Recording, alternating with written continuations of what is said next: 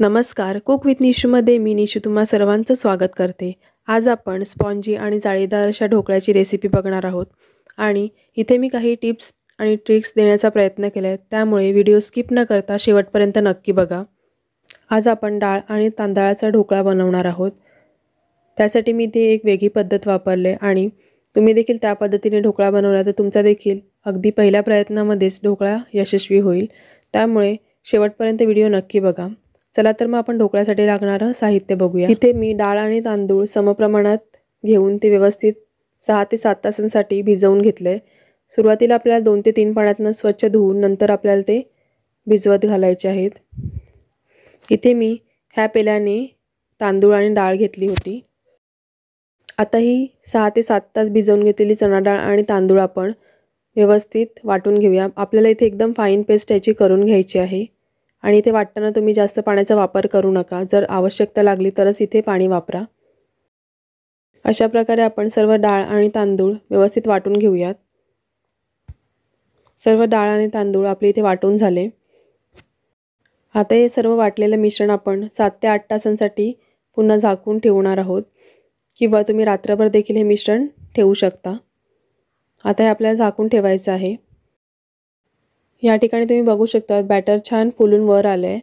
इथे मी तुम्हाला दाखवते व्यवस्थित आपलं बॅटर आहे ते फर्मेंट झालेलं आहे। जर का तुम्हाला दुसऱ्या दिवशी ढोकळा बनवायचा असेल तर तुम्ही अगोदरच्या दिवशी डाळ आणि तांदूळ पूर्ण दिवसभर भिजवून घ्या आणि रात्रभर ते बॅटर फर्मेंट होण्यासाठी ठेवा, म्हणजे तुम्ही सकाळी गरमागरम ढोकळा बनवू शकता।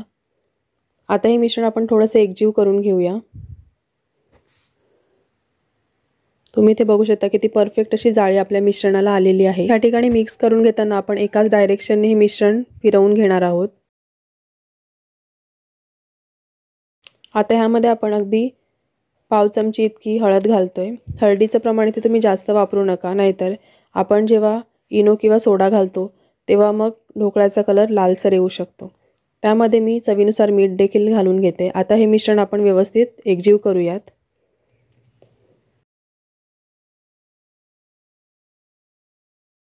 आपलं मिश्रण चांगलं एकजीव करून झाले। आता आपण ह्यामध्ये दही घालूयात। इथे मी 3 ते 4 चमची इतकं दही घालून घेते। आता पुन्हा इथे आपण हे मिश्रण व्यवस्थित एकजीव करणार आहोत।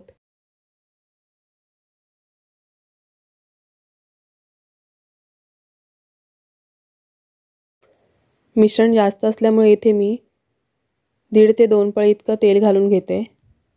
तेल देखील आपल्याला मिश्रणामध्ये पुन्हा व्यवस्थित मिक्स करून घ्यायचं आहे।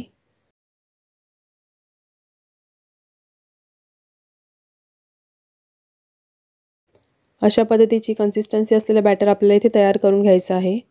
छान स्मूथ असं बॅटर आपलं तयार झालेलं आहे। आता आपण ज्या टीनमध्ये खमण बनवायचं आहे ते टीन रेडी करून घेऊया। इथे मिश्रण जास्त असल्यामुळे मला 2 भांड्यांमध्ये खमण बनवून घ्यावं लागेल, त्यामुळे मी इथे एक केकचा टीन तेलाने ग्रीस करून घेतला आहे। तसेच एक कुकरचं भांडं होतं ते देखील अशा पद्धतीने तेलाने ग्रीस करून घेतलेलं आहे आणि ह्यासाठी मी इथे एका कढईमध्ये पाणी गरम करत ठेवलं आहे आणि त्यामध्ये अशा प्रकारे रिंग ठेवून घेतलेली आहे। आता जेव्हा माझे टीन तेलाने ग्रीस करून तयार आहेत आणि त्या कढईमध्ये देखील पाणी उकळत आहे, त्यावेळेला मी ह्या मिश्रणामध्ये इनो फ्रूट सॉल्ट घालून घेतले। इथे तुम्ही रेग्युलर फ्लेवरचं किंवा लिंबू फ्लेवरचं फ्रूट सॉल्ट वापरू शकता। दुसरे कोणतेही फ्लेवर घालू नका, नाहीतर ढोकळ्याला तशी टेस्ट येऊ शकते। आता हे फ्रूट सॉल्ट टाकून व्यवस्थित आपल्याला हे मिश्रण एका डायरेक्शनने साधारणतः अर्धा ते पाऊण मिनिटासाठी व्यवस्थित फिरवून घ्यायचं आहे। व्यवस्थित त्यामध्ये इनो फ्रूट सॉल्ट मिक्स झाल्यानंतरच आपल्याला ते टीनमध्ये काढून घ्यायचं आहे आणि ही प्रोसेस आपल्याला लगेच करायची आहे।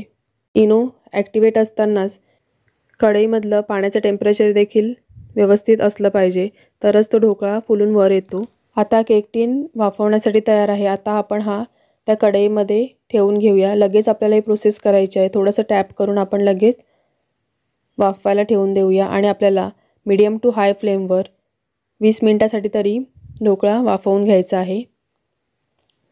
ढोकळा शिजला आहे की नाही हे बघण्यासाठी तुम्ही त्यामध्ये अशा प्रकारे चाकू घालून बघू शकता किंवा एका टूथपिकने तुम्ही चेक करू शकता। जर का मिश्रण चिटकून आलं नाही तर समजायचं की आपला ढोकळा शेवटपर्यंत व्यवस्थित शिजलेलं आहे। दोन्ही भांड्यांमधलं मिश्रण व्यवस्थित शिजलेलं आहे। आता आपण ते एकदम गार करून घेऊ। थंड झाल्यानंतर आपल्याला ह्यामध्ये फोडणी घालून घ्यायची आहे। त्यासाठी मी इथे एका भांड्यामध्ये एक पळी तेल घालते। तेल चांगलं गरम झालं की नंतर त्यामध्ये आपण 1 चमची राई घालून घेऊयात। राई चांगली तडतडली आता आपण त्यामध्ये हिरव्या मिरच्या घालून घेऊया। इथे मी अख्ख्याच मिरच्या घेतल्या, तुम्ही हवं तर कट करून देखील घालू शकता। तसेच कढीपत्त्याची पानं, थोडंसं हिंग व्यवस्थित मिक्स करून झालं की नंतर आपण ह्यामध्ये पाणी घालणार आहोत। इथे मी साधारणतः 2 कप इतकं पाणी घालून घेते। पाण्याला चांगली उकळी आली की नंतर त्यामध्ये आपण 1 ते 2 चमचे साखर घालणार आहोत आणि चवीनुसार मीठ। व्यवस्थित मिक्स करून झालंय। आता ह्याला उकळी येऊ देत। एवढी फोडणी मी फक्त एका टीनमधल्या ढोकळ्यासाठी बनवलंय। व्यवस्थित ह्याला उकळी आली की नंतर आपण ह्याला बंद करून ह्यामध्ये एक अर्धा लिंबू पिळून घेऊयात। गॅस बंद करून नंतरच आपल्याला ह्यामध्ये लिंबाचा रस घालायचा आहे आणि फोडणी आहे ती आपल्याला कोमट करून घ्यायची आहे। एका साईडला हे ढोकळे सुद्धा थंड झालेले आहेत आणि फोडणी देखील कोमट झालेली आहे। आता ह्या ढोकळ्याच्या सर्व बाजूनी कडा मोकळ्या करून घेऊयात आणि नंतर ह्याला चौकोनी आकारामध्ये आपण कापून घेणार आहोत। हवे तितके तुम्ही लहान मोठ्या आकाराचे पीसेस इथे करून घेऊ शकतात।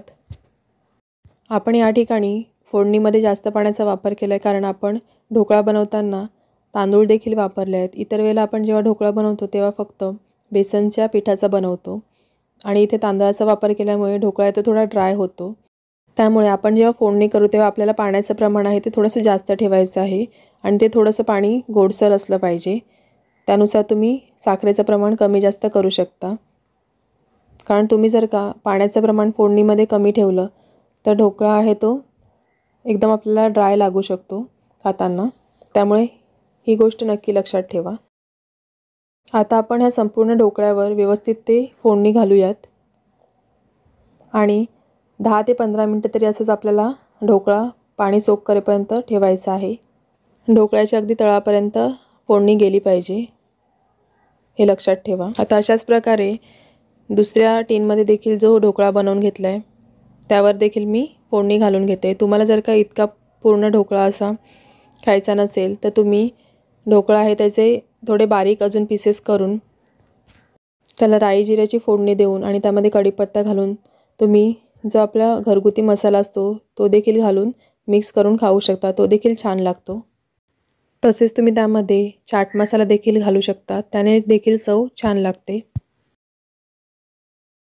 आजची रेसिपी जर का तुम्हाला आवडली असेल तर व्हिडिओला एक लाईक करायला विसरू नका। तसेच अजून जर का तुम्ही कुक विथ निशा चॅनलला सबस्क्राईब केलं नसेल तर प्लीज सबस्क्राईब करा आणि बाजूला असलेलं बेल आयकॉन आहे ते देखील प्रेस करायला विसरू नका। आणि तुम्हाला जर का ढोकळा चटणीसोबत खायला आवडत असेल तर त्यासाठी तुम्ही एक झटपट अशी चटणी बनवू शकता।